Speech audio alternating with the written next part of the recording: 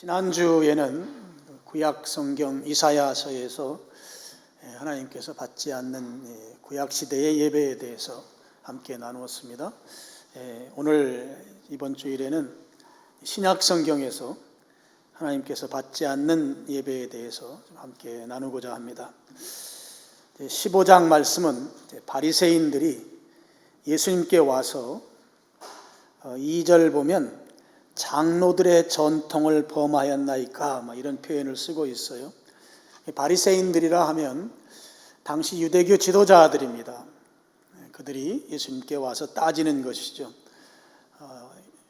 예수님의 제자들이 손을 씻지 않고 음식을 먹는 것에 대해서 이게 바로 장로들의 전통을 어긴 것입니다.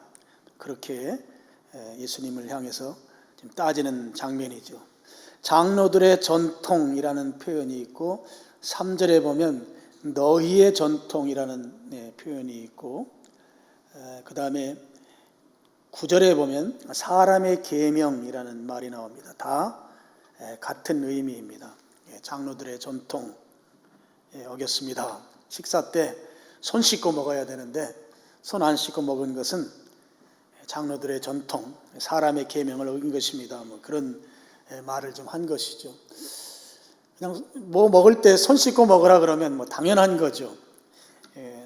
특히 유대인들은 젓가락, 숟가락을 가지고 식사한 게 아니니까 손으로 직접 떡을 먹었으니까 당연히 위생상 손을 씻고 먹는 것이 건강에 좋습니다. 이런 측면에서 보면 당연히 장로의 전통을 따르는 것이 맞습니다만 거기에 또 한 가지가 더 붙습니다. 붙는 것은 이런 것이죠. 이제 밖에 나가서 활동하다 보면 내가 의식하지도 못한 상황에서 이방인들과 접촉했을 수 있는 거죠. 나도 모르는 사이에 시장통에 간다든지 어디 사람들 많은 데 갔을 때 이방인들과 접촉하게 되면 이제 부정한 자가 됩니다. 그래서 그 부정하게 된 나를 정결하게 하기 위해서 이제 씻는 의식을 행하는 거거든요. 그때 이제 손을 씻습니다. 그러니까 지금 이 장로들의 전통은 위생상 씻는 것 더하기 또 부지불식간에 이방인들과 접촉해서 부정해진 손을 깨끗하게 씻는다고 하는 그런 어떤 정결 의식으로서의 손 씻기가 있습니다. 이 두 가지 차원에서 장로들의 전통이 있는데요. 거기까지도 우리가 충분히 수용할 수가 있죠. 나도 모르는 사이에 이방인들과 접촉해서 부정하다고 하는 말은 성전에 들어갈 때 그 성전 들어가지 못하게 하는 그 금지 조항 가운데 하나이거든요. 그러니까 성전에 들어가는데 거리낌 없이 들어가려면 부정하면 안 되죠. 그러니까 손을 씻으라 동의할 수 있습니다. 근데 이제 그 초대교회 당시에 그 문헌을 보면 이런 게 나와요. 손을 씻는데 물의 양을 얼마로 할 때 비로소 손을 씻었다고 할 것인가 그런 거예요. 예를 들어서 한 바가지의 물을 가지면 손이 두 개잖아요. 한 손을 씻는 거 그거는 오케이 괜찮다. 한 바가지만 가지고 두 손을 다 씻었어요. 그런데 실제적으로는 손이 깨끗해졌어요. 그런데 장로들의 전통에 의하면 한 바가지 가지고 손 두 개 다 씻으면 안 돼요. 불결한 거예요. 부정한 것이에요. 그래서 이 물의 양이 또 거기에 또 중요합니다. 물의 양이 부족하면 손 씻은 게 안 되는 것이죠. 그만큼 당시 그 장로들의 전통이라고 하는 것이 아주 구체적이고 세밀하게 그렇게 규정들을 만들어 놓고 있었습니다. 장로의 유전이, 장로의 전통이라고 하는 것이 처음부터 나쁜 의도로 만들어진 것은 아닙니다. 율법이 있잖아요. 율법을 우리가 지켜야 되잖아요. 율법을 지키려고 하면 부모님께 효도해라. 그럼 효도한다고 할 때 내가 그 효도하는 방법, 지금 현실에서 그 어떻게 하면 효도를 잘할 것인가, 그런 구체적인 방법들을 나열해 놓은 것이 장로들의 전통입니다. 그러니까 장로들의 전통이 당시에 율법을 지키기 위한 목적으로 시도한 것이기 때문에 그런 차원에서는 긍정적인 측면이 있어요. 또 필요한 측면도 있습니다. 그런데 이 장로들의 전통이 너무나 구체적인 거예요. 너무나 상세하게 규정을 만들어 놓은 것입니다. 그러다 보니까 그 규정을 따르려고 하다 보니까 실제 율법을 어기는 그런 현상들이 나타나게 되는 것이에요. 그래서 여러분 3절 말씀을 한번 보시죠. 3절 보면 예수님께서 이렇게 대답합니다. 대답하여 이르시되 너희는 어찌하여 너희의 전통, 이게 장로의 전통이거든요. 사람의 계명입니다. 사람의 계명으로 하나님의 계명을 범하느냐 그랬어요. 율법과 하나님의 계명이 서로 충돌하는 상황이 나오게 된 것이죠.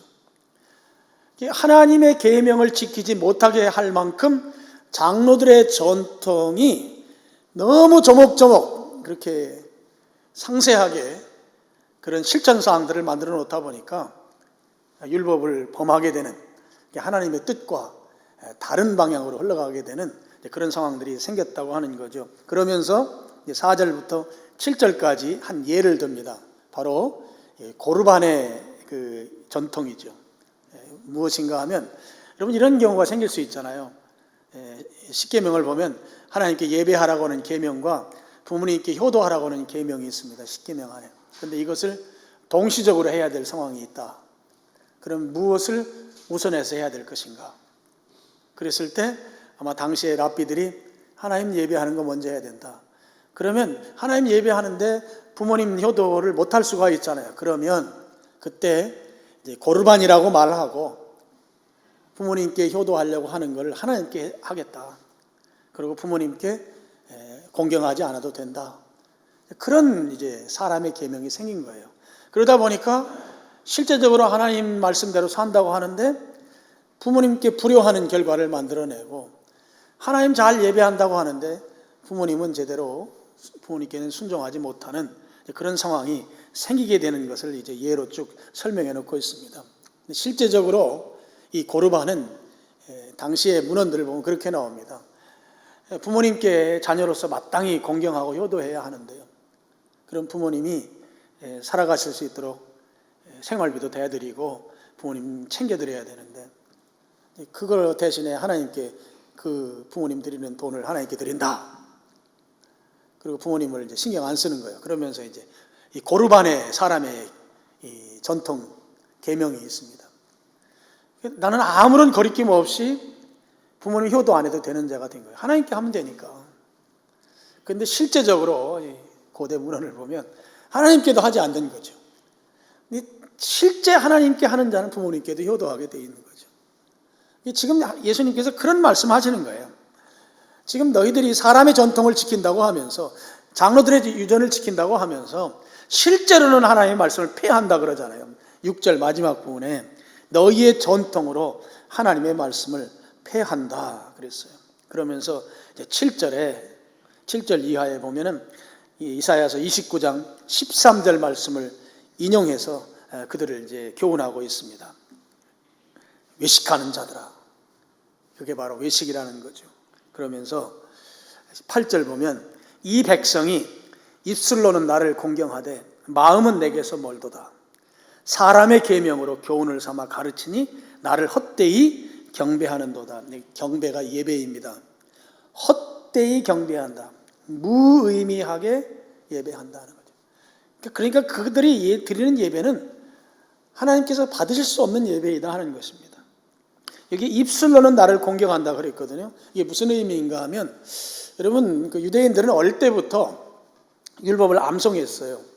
우리 성경에 묵상이라는 용어가 암송이라는 의미입니다. 그들은 이제 뭐 길을 가면서도 중얼중얼하면서 말씀을 늘 암송하는 그런 삶을 살았습니다.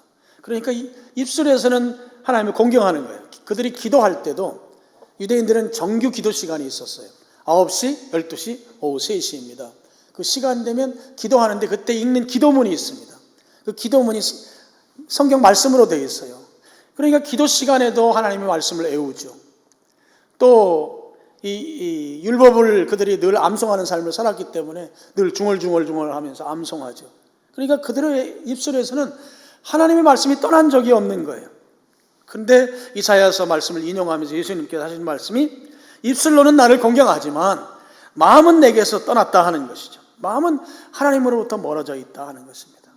입술로는 사랑하는 아버지 주님 높여드립니다 하지만 실제로 마음속에서는 하나님께 대한 그런 예배적 태도를 전혀 갖지 않고 있는, 오히려 사람들이 나를 어떻게 볼 것인가, 거기에 대한 관심만 가지고 있었던 것이 당시 바리새인들의 예배의 모습이었습니다.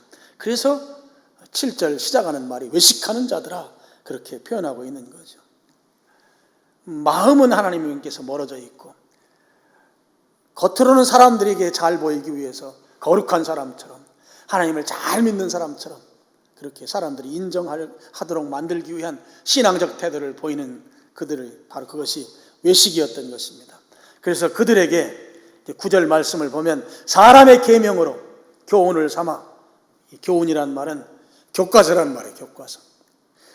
하나님의 말씀이 교과서가 되어야 되는데 사람의 계명으로 교과서 삼아서 가르치니 나를 헛되이 예배한다. 그 예배는 아무리 예배를 드려도 아무런 영향가가 없다는 거죠. 효과가 아무 효과도 없는 예배이다 하는 것입니다. 바리새인들은 그야말로 아주 열심히 한다고 했지만 그 예배는 하나님이 전혀 받으실 수 없는 그런 헛된 예배를 그들이 드렸다고 하는 것이죠. 그러면 이 바리새인들은 하나님의 말씀을 따라서 살자고 아주 결심하고 그렇게 사는 사람들인데 그들이 드리는 예배가 왜 헛된 예배가 되었는가? 왜 바리새인들은 그렇게 하나님이 받으실 수 없는 예배를 드리는 자들로 그렇게 살아갈 수밖에 없었는가 하는 것을 좀 보도록 하겠습니다. 그럼 마태복음 12장에 보면 그 12장 시작하는 내용 중에 이런 내용이 나와요. 예수님과 제자들이 이제 밀밭 사이를 지나가는데 배가 고팠어요. 그래서 밀을 땄습니다. 따서 손으로 비벼가지고 그 밀을 먹었어요. 그때 먹는 것을 바리새인들이 봤습니다. 그러면서 예수님에게 따지는 거죠. 당신의 제자들이 안식일 날 하면은 절대 안 되는 일을 했습니다. 바리새인들은 잘 따져요. 안식일 날 하면 안 되는 일을 했다 하는 거예요. 여러분, 모세 오경이라고 부르는 창세기부터 신명기까지 보면 이 하나님의 율법 해라 하지 말라고 한 계명이 613가지가 있습니다. 그 613가지 가운데 안식일 날 지켜야 될 계명이 39가지가 있어요. 이 39가지를 딱 추려가지고 딱 보니까 이 둘로 분류가 딱 돼요. 안식일 날 사람들이 지켜야 될 규례입니다. 두 가지 둘로 딱 나뉘는데요. 두 가지는 이것입니다. 하나는 안식일 날 일하면 안 된다. 일과 관련된 규례들이 많이 있습니다. 특별히 농사와 관련된 거예요. 그래서 안식일 날 씨 뿌리면 안 돼요. 밭을 가르면 안 돼요. 또 곡식을 거두면 안 돼요. 타작하면 안 돼요. 빻으면 안 돼요. 밥을 만들면 안 돼요. 불 떼면 안 돼요. 그래서 안식일 날 농사와 관련돼서 사람 먹는 데까지 관련된 모든 것들 중에 금지 명령이 상당히 많이 있어요. 일하지 말라는 거죠. 그 다음에 또 한 가지는 예배드리라는 거예요. 안식일 날 2가지 예배와 관련된 금지 명령이 있어요. 그래서 그렇게 합쳐서 39가지 예배와 관련된 것은 이제 광야에서 성막을 짓던 일이 있죠. 성막 짓는 일, 그것과 연관해서 무엇인가 짓고 만들고 뭐 이렇게 하면 안 돼요. 안식일 날은. 그러니까 안식일 날은 일하지 말고 예배하라와 관련된 계명이 39가지더라고요. 근데 지금 밀리삭을 잘라 먹었잖아요. 이것은 농사와 관련된 이 안식일 규례를 범한 거예요. 여러 가지가 저촉이 됩니다. 첫째는 밀리삭을 땄잖아요. 남의 밭에 밀리삭 딴 것은 괜찮아요. 그것은 유대인들은 길가에 있는 밀리삭은 그냥 두기 때문에 나그네에게 허락된 것이에요. 그건 도둑질한 게 아니에요. 그건 괜찮은데 이제 밀리삭을 딴 것은 추수한 거잖아요. 추수한 안식일 날 하면 안 돼요. 그 다음에 그 밀리삭을 사람이 먹으려면 비벼야 되잖아요. 이게 바로 빻은 거예요. 방아를 쬐는 것이죠. 그러니까 그거 안 돼요. 그 다음에 거기에 있는 것을 이제 이렇게 그 껍질을 바람 불어서 날려버려야 되잖아요. 이게 바로 체질 또는 까부는 거예요.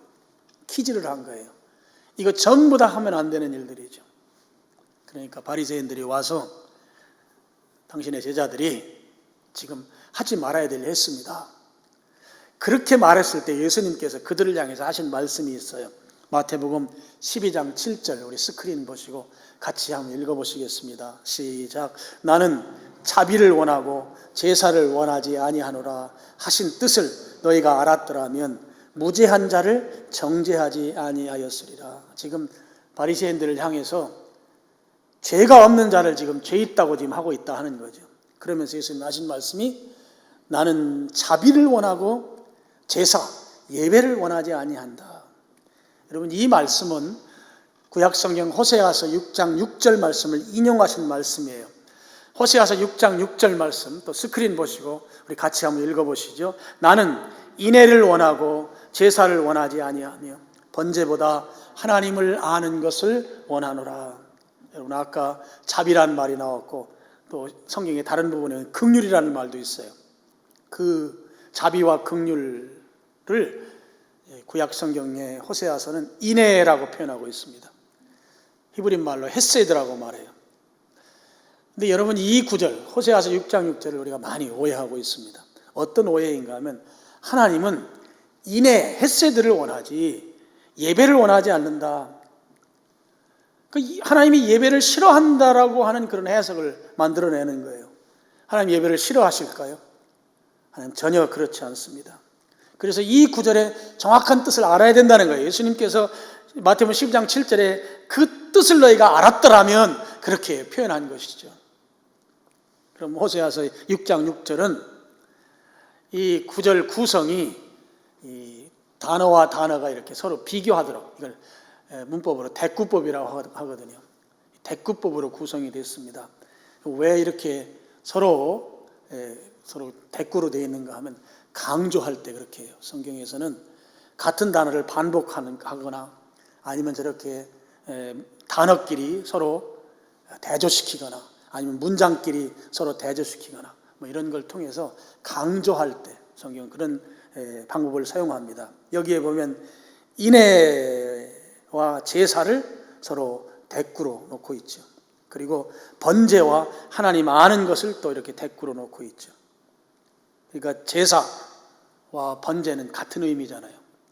하나님께 드리는 제사, 번제는 태워서 드리는 그 제물을 말하는 거니까 같은 의미입니다. 그리고 그렇게 따지면 인애와 하나님 아는 것도 또 역시 같은 의미가 되어야 합니다. 대꾸법 문장 구조상 그런 것이죠. 그럼 이 말씀에서 하나님께서 정말 원하는 것이 인애다. 그 인애는 하나님을 아는 것이다. 여기까지 우리가 동의합니다. 그러면 그 다음에 그럼 하나님이 원치 아니하는 것은 제사이고 번제이다. 여러분 이렇게 이 문장을 정리하면 그러면 예배를 드리지 말라는 말씀이구나. 그렇게 우리가 결론을 낼 수밖에 없는 상황이 되는 거죠. 그래서 정확한 해석이 필요하다 하는 것입니다.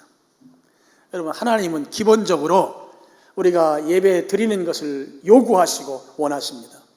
하나님 예배 받으시길 기뻐하시는 분이시고요. 하나님께서는 우리들이 번제와 제사 드리는 그것을 요청하시는 분이세요. 그리고 제가 지난번에도 말씀드렸지만 우리를 창조하신 목적이 예배입니다. 우리를 구원하신 목적이 에베소서 1장 6절에 보면 예배입니다. 우리를 지으신 목적과 구원하신 목적이 다 예배예요. 그렇다면 하나님께서 정말 예배 드리는 것, 제사 드리는 것, 번제하는 것을 원하시지 않느냐? 호세아서 6장 6절을 가지고 그렇게 우리가 생각할 수 있는데요. 전혀 그렇지 않다고 하는 것이죠. 여러분이 레위기 1장 3절과 9절 말씀을 제가 읽어보겠습니다. 스크린에 있습니다. 예물이 소의 번제이면 흠없는 수컷으로, 흠없는 수컷이란 말은 우리가 할 수 있는 최선을 다하, 정성을 다하라는 말이죠. 흠없게 만드는 것은 사람이 정성을 다해야 되는 것이죠. 회막문에서, 회막은 상막이죠. 회막문에서 여호와 앞에 기쁘게 받으시도록, 하나님이 기쁘게 받으시도록 예물을 드려라, 제사를 드려라 하는 거예요. 예배를 드리라 하는 것이죠. 그 다음에 9절을 보면 제사장은 그 전부를 제단 위에서 불살라 번제를 드릴지니, 화제, 불로 드리는 제사이죠. 다 번제를 드려라. 그러면 그 제사는 어떤 제사인가 하면 여호와께 향기로운 냄새가 된다 하는 거예요. 하나님께서 그 제사를 향기롭게 받으신다는 거죠. 그러니까 구약 성경에서 레위기에서는 예배를 우리들로 하여금 요청하시고 예배를 드리는데 하여튼 정성 다해서 드리고 번제로 다 태워서 드리면 하나님 기쁘게 받으신다. 향기로운 제물이 된다. 그렇게 말씀하셨습니다. 여러분 레위기서에서 이 예물을 하나님 기쁘게 받으시도록 드리라고 말씀해 놓으시고 호세아서 6장 6절, 호세아도 구약 성경이잖아요. 거기에서는 나는 인애를 원하고 제사를 원치 아니한다. 제사를 원치 않는다고 구약 성경 내에서 어디에서는 예배 원하신다고 말씀해 놓으시고 어디에서는 예배를 원하지 않는다고 그렇게 말씀하신 거 서로 성경 안에서 충돌이 되잖아요. 그렇기 때문에 호세아서 6장 6절을 우리가 바로 이해해야 된다 하는 말씀입니다. 쉽게 이해할 수 있도록 제가 예를 들면 이런 거예요. 여러분 자녀가 중학교 2학년입니다. 중학교 2학년이 북한에서 남침을 못하는 이유가 중학교 2학년 학생들 때문에 남침을 못하는데 중학교 2학년 되는 자녀가 있어요. 근데 이 아이가 공부는 안 하고 맨날 컴퓨터 게임, 핸드폰 게임에 빠져 있습니다. 그래서 이제 부모는 막 그거 보면 속이 상하잖아요. 그러니까 막 그렇게 하지 말라고 막 혼내기도 하고 막 꾸중도 하고 막 페널티도 가하고 그러면 그렇게 말할 때뿐이에요. 또 컴퓨터 앞에 앉아서 게임하고 핸드폰 가지고 잠도 안 자고 막 게임하고. 그런데 어느 날 학교 선생님한테 연락이 왔어요. 아무개 부모님이시죠? 예. 내 아이가 학교에 오면 전혀 공부는 하지 않고 핸드폰만 가지고 게임만 합니다. 아무리 혼내도 듣질 않습니다. 게임에 중독이 된 것 같습니다. 그렇게 연락이 오면서 좀 특별하게 지도해 주세요. 부모님한테 이 게임에 빠져 있는 이 자녀에 대한 이 지도 요청이 왔단 말이죠. 그러니까 부모가 이제 열이 날 대로 나왔어요. 부하가 치밀어 올라 있습니다. 이 아이가 집에 왔습니다. 와서 너 선생한테 연락 왔다.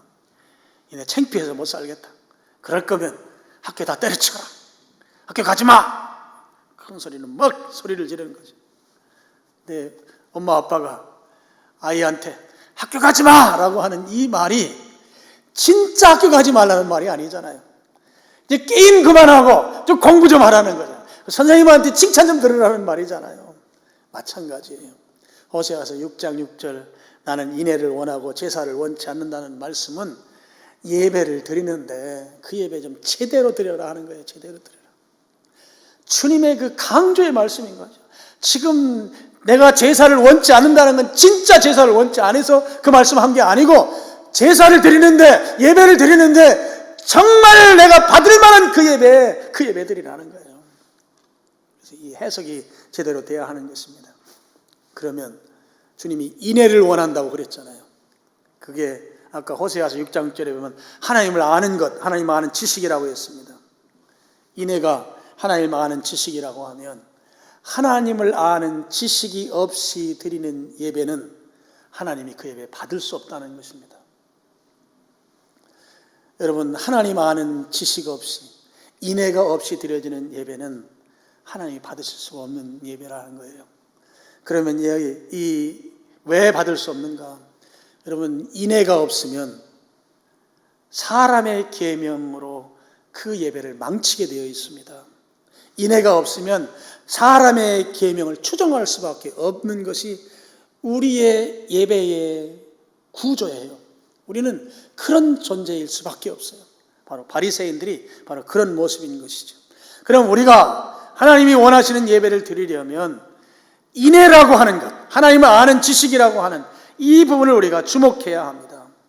인애는 무엇인가 하면 하나님과의 관계성 속에서 이 인애, 이 헤세드라는 말인데요. 히브리 말로 하나님께서 우리에게 주시는, 하나님께서 나에게 주시는 무한한 사랑과 은혜를 말하는 거예요.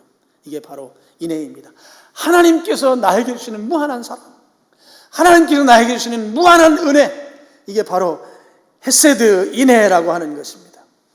신명기 7장 12절 말씀을 우리 같이 한번 읽어보겠습니다. 너희가 이 모든 법도를 듣고 지켜 행하면 내 하나님 여호와께서 내 조상들에게 맹세하신 언약을 지켜 내게 인애를 베푸실 것이라. 여기에 보면 하나님께서 우리에게 조건을 하나 걸고 있죠. 법도를 지켜 행하면, 하나님의 말씀대로 살면 내가 인애를 베풀 거다. 하나님의 그 무한한 사랑, 무한한 은혜를 너에게 베풀어 주신다 하는 것이죠. 하나님께서 우리에게 베풀어 주시는 이 사랑, 하나님께서 우리에게 베풀어 주시는 그 무한한 은혜를 우리가 경험하게 되면, 그게 바로 하나님을 아는 지식입니다. 하나님을 경험하게 되면 우리는 진실한 반응을 하나님 앞에 올려드리게 되어 있다 하는 것입니다. 하나님을 경험한 자가, 하나님을 아는 지식은 그냥 교과서에서 공부해서 만든 그 지식이 아니고 내가 직접 체험한 지식이에요. 이게 인애예요. 하나님의 무한한 사랑, 하나님의 무한한 은혜를 경험하게 되면 거기에서 나로부터 진짜 반응이 나온다. 진짜 반응, 진실한 반응이 나온다고. 하나님 앞에 그 진실한 반응이 무엇인가?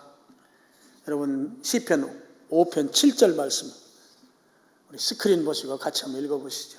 오직 나는 주의 풍성한 사랑, 이 사랑이 우리 호세아서 6장 6절에 인애입니다. 헤세드라는 히브리 말을 여기서는 사랑이라고 표현했어요. 사랑을 힘입어 주의 집에 들어가 주를 경외함으로 성전을 향하여 예배하리이다.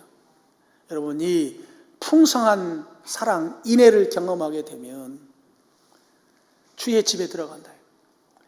진실한 반응, 주의 집으로 들어가서 주님을 경외한다는 거예요. 경외. 주님 앞에 내가 할 수 있는 최선의 반응을 보인다는 거예요. 이 경외입니다. 그리고 성전을 향하여 주님 계신 그곳에서 내가 하는 일이 예배한다 하는 것입니다.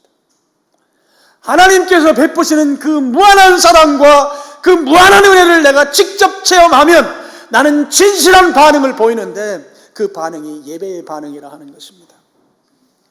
하나님을 경외하는 반응이고 하나님을 감사하는 반응이고 하나님의 말씀이 무조건 순종하겠다고 하는 순종의 반응이고 예배의 반응을 나타나게 되어 있다 하는 것입니다. 이게 하나님의 무한한 사랑과 은혜를 경험한, 헤세드를 경험한 자가 나타나게 되는 자동 반응입니다. 그런데 호세아 시대나 지금 신약시대, 예수님 시대의 바리새인들이나 이 사람들에게 인애가 없다고 하는 것, 자비가 없다고 하는 것은 그들은 하나님을 체험한 체험적 경험이 없다는 말이거든요. 하나님을 아는 지식, 하나님을 체험한 그 살아있는 지식이 없다고 하는 것이죠.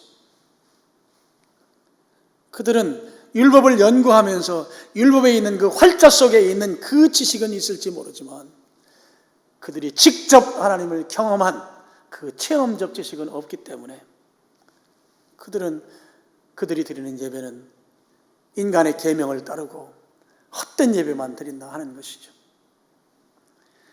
여러분 직접 하나님을 체험한 그 하나님의 사랑과 은혜를 경험하지 못하게 되면 그들은 어떤 증상을 나타내는가 하면 율법의 문자적 해석에 집착하게 됩니다.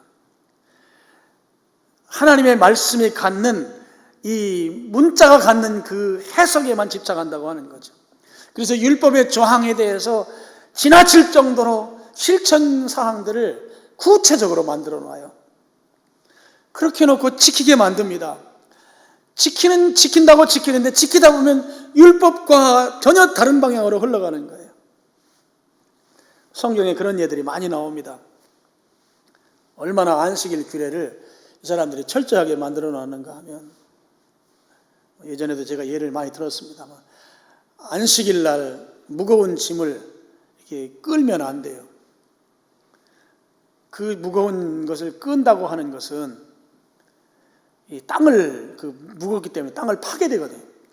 땅 파는 것은 씨를 뿌리기 위해서 이 땅을 판단 말이죠. 그것과 연결시켜서 안식일 날 무거운 짐 끌지 마라. 그런 규례가 있어요. 그리고 안식일 날 이제 이 장막 짓는 것. 장막을 지으려면 텐트를 만들어야 되잖아요. 텐트 만들면 깁는 것. 또 찢는 것, 이거 하면 안 돼요. 천막 같은 거. 근데 어디까지 그게 가는가 하면 화장지까지 갔어요. 화장지. 여러분 화장실에서는 화장지는 그 찢어서 써야 되잖아요. 다 이렇게 해서. 지금도 마찬가지입니다. 그걸 찢으면 그게 안식일 규례를 범한 거예요. 지금도. 그래서 안식일 날 되면 안식일 날용 화장지가 지금 이스라엘에 가만히 있어요. 그건 그냥 잡아서 쓰는 거예요. 이미 다 떼져 있는 거죠. 그러니까 그런 규례들이 오히려 하나님을 예배하는데 훨씬 더 방해를 놓고 있는 거예요. 그러니까 안식일 규례를 지키기 위해서 이걸 어떻게 잘 지킬 수 있는가를 하면서 만들어 놓은 그 사람의 계명이 안식일을 제대로 못 지키게 만든다는 것이죠.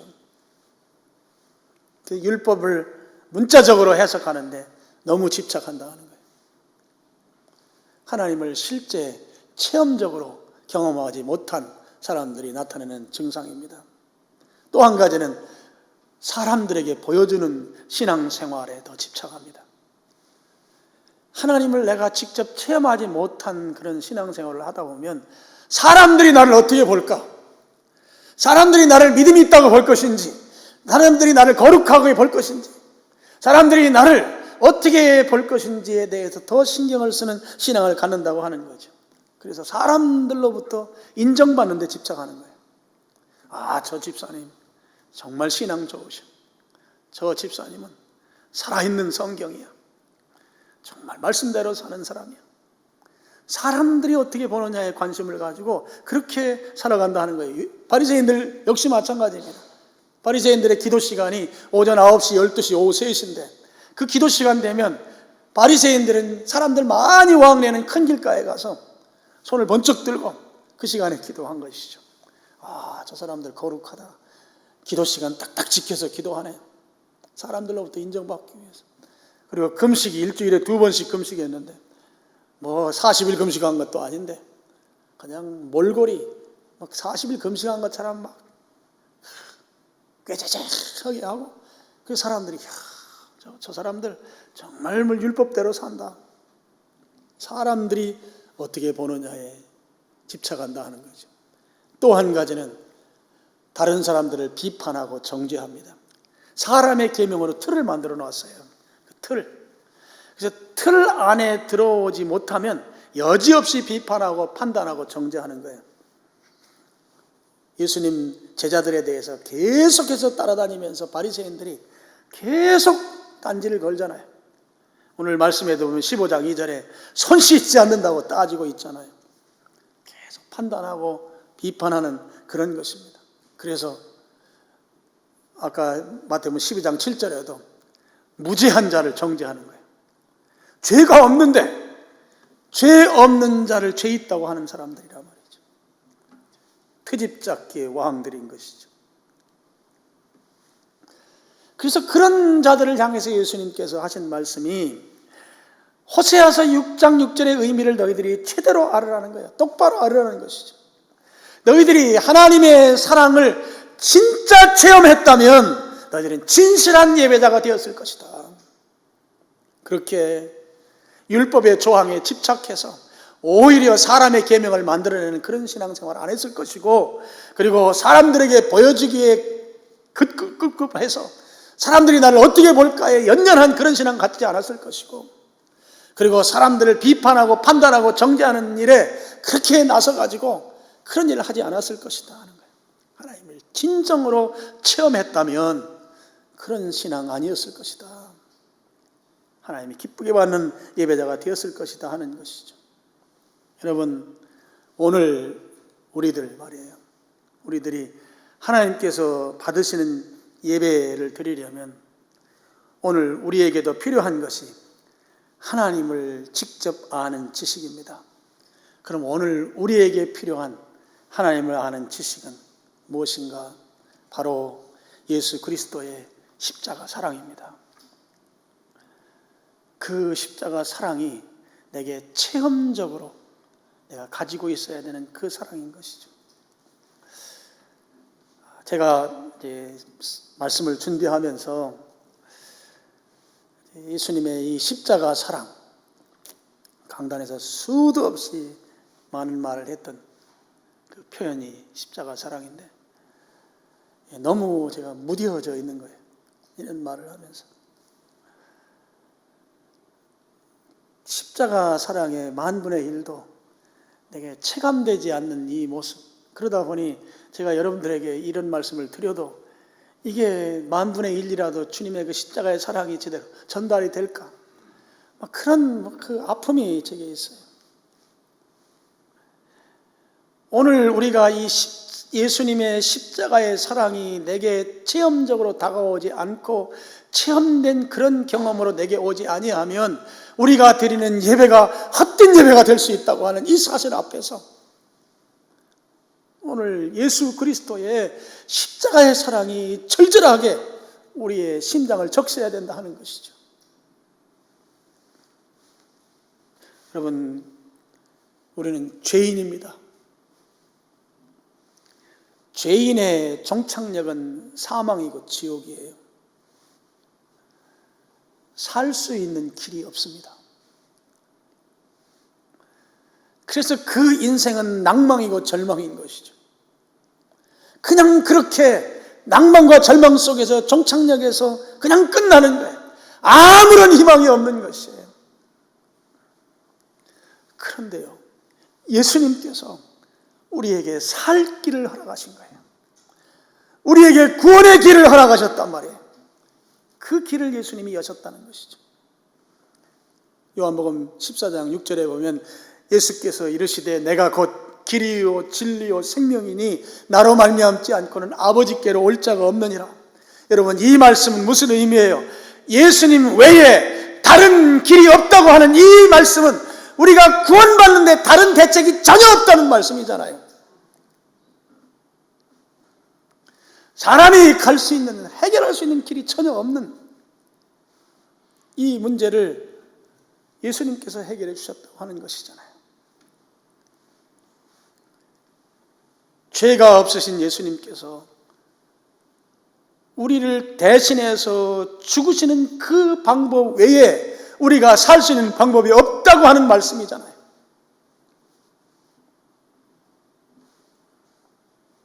길이 있나요? 우리가 대단한 것 같지만 실상은 정말 할 것 없는 존재들이 우리 인간입니다. 피조물이죠.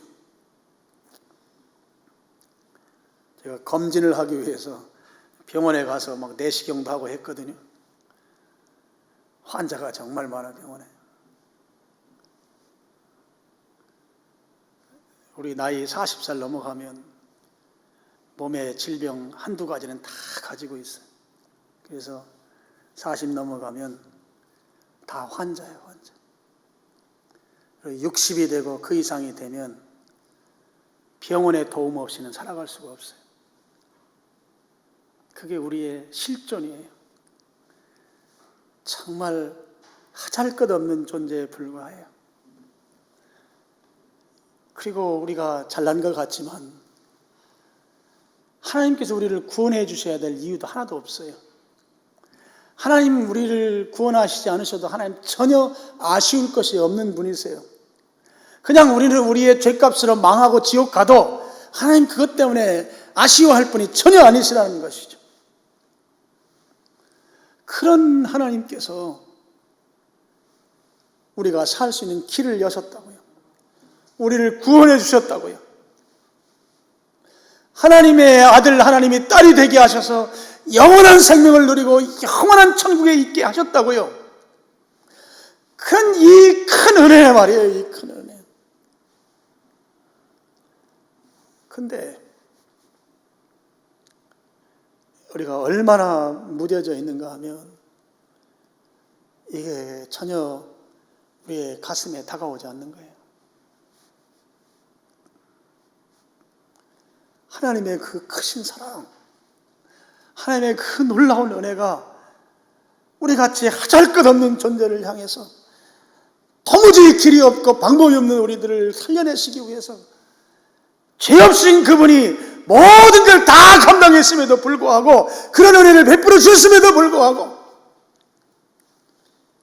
우리는 너무나 무뎌져 있어요. 그 은혜와 사랑이 전혀 다가오지 않는다고.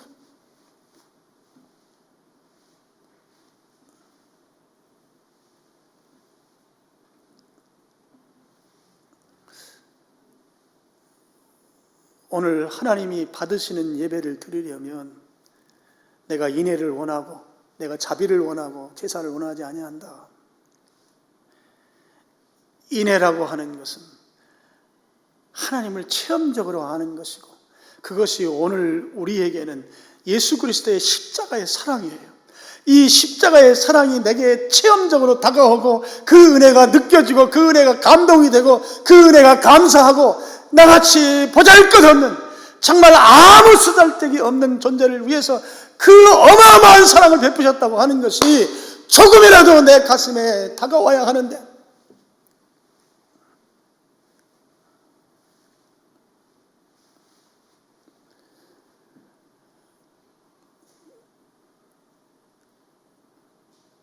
제가 참 너무너무 죄송해요.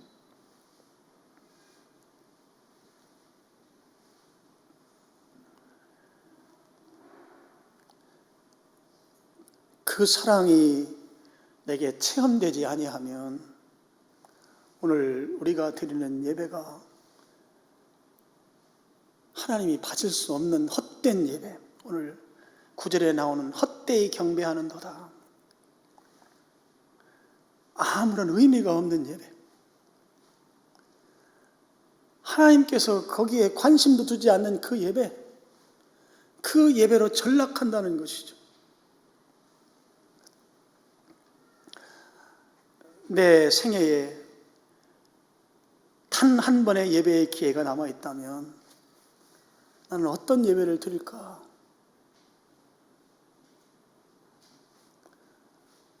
오늘 우리는 수많은 반복되는 예배 속에서 주님의 그 만극하신 사랑을 잊어버렸어요. 그 크신 은혜를 우리가 무뎌진 심정으로 느끼질 못하는 거예요. 예수 그리스도의 십자가의 사랑이 그냥 책 속에 적혀있는 하나의 활자로 끝나는 거예요. 바리새인이 되어버렸다고요.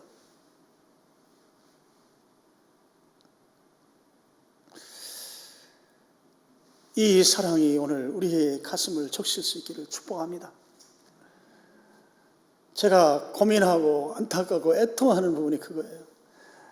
주님이 나같이 보잘것없는 존재, 주님께서 전혀 아쉬울 것이 없어요. 나 그냥 내버려둬도 무슨 가치가 있는 존재예요. 무슨 의미가 있는 존재예요. 세상에 인간이 나밖에 없는 것도 아니고 이 땅에 사는 인구만 해도 70억 가까운 사람들인데 70억 분의 1, 숫자로 파악도 안 될 만한 그런 무지렁이 같고 무의미한 존재인데 그냥 버려도 돼. 하나님 전혀 아쉬울 것이 없으세요.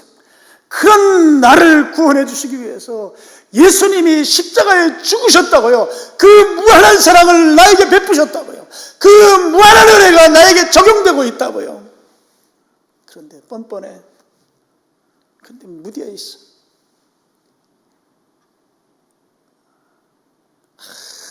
아무런 의미 없는 존재로 그냥 내버려 둬도, 그냥 내팽겨 쳐도 하나님 전혀 아쉬울 것이 없는데 말이에요. 그런 나를, 그런 우리를 위해서 예수님이 십자가에서 그 사랑을 베풀어 주셨다고요. 그 사랑이 내게 체험돼야만, 하나님을 아는 지식이라고 하는 것이 그 사랑을 내가 직접 체험한 그 체험으로 말미암은 그 사랑으로 주님 앞에 나아갈 때에 그 예배가 진실한 예배가 되는 것이죠. 무뎌져 있기 때문에 덤덤하고 무감각하고 수많은 예배의 반복 속에서 예배의 가치를 소홀히 여기면서 그냥 한 시간 때우듯이 예배를 드리면서 그 예배가 하나님이 받으실 것이라고요?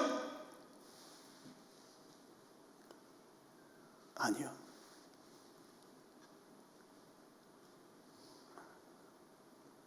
바리새인의 예배인걸요.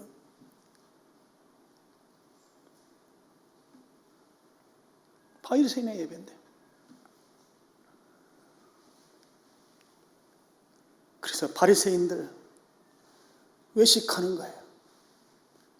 바리새인들 율법주의 신앙, 바리새인들 남들 평가하는 신앙, 바리새인들 남들에게 사람들에게 보여주기 위한 신앙, 보여주기 위한 예배, 율법의 조항에 얽매여서 실제로는 하나님의 말씀과 동떨어진 예배, 그 예배 드리면서 예배 잘 드리고 있다고 생각하는 거예요. 여러분, 저도 무뎌져 있고 이미 수도 없이 주님의 그 십자가의 사랑에 대해서 말하지만 그냥 녹음기 틀어놓은 것과 같은 전혀 내 마음이 실려 있지 않은 이 메시지, 오늘 회개하고 이렇게 무뎌진 우리의 이 주님의 사랑을 보는 이 안목 위에 다시 주님의 은혜가 덮여지기를 축원합니다. 주님이 그 큰 사랑이 내게 다시 깨달아지고 느껴지는 그 은혜가 더 필요하다. 신앙의 연조가 많으면 많을수록 더 많은 은혜가 필요한 상황이에요. 내 인생에 마지막 예배 한 번만 더 드리고 주님 부르신다고 하면 하나님 기쁘게 받으시는 예배 드려야 되지 않겠어요? 근데 그 기쁘게 받으시는 그 예배에는 인애가 있어야 돼요. 인애. 자비가 있어야 돼요. 자비는 하나님의 사랑을 체험적으로 가지고 있을 때 나타나는 현상이에요. 오늘 우리에게 그 사랑은 예수 그리스도의 십자가의 사랑입니다. 나같이 정말 그냥 버려도 아무런 아쉬움이 없는 존재를 위해 십자가에서 죽어주신 그 하나님의 사랑, 예수 그리스도의 그 사랑이 오늘 내 가슴 철저히 깨달아지고 느껴지고 거기에 내가 반응할 때 그때 진실한 예배가 비로소 가능하고 하나님께서 기쁘시게 받는 예배가 된다고 하는 것을 오늘 성도들이 가슴 깊이 새기시고 예수 그리스도의 십자가의 그 크신 은혜가 오늘 내 마음속에 그 사랑의 만분의 1이라도 절절하게 깨달아지기를, 그러므로 내 예배가 회복이 되고 하나님이 받으시는 예배가 되도록 그렇게 다시 한번 하나님의 은혜를 구하면서 여러분이 진실된 예배를 회복할 수 있기를 주님의 이름으로 축원합니다. 아버지 하나님 감사합니다. 오늘